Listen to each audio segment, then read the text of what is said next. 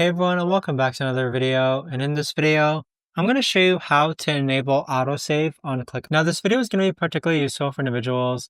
Let's say that you're starting to use autosave on ClickUp, or maybe you're making some changes, and you just want to make sure that it gets saved.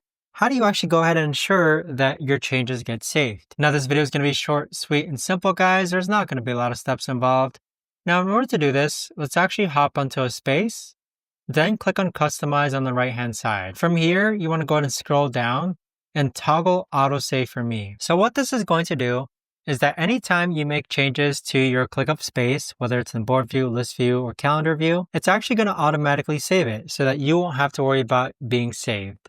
But that right there, guys, is the best and easiest way that I know of to actually go ahead and enable Autosave on ClickUp. If you guys know of a better or easier way to actually do this, let me know in the comments down below.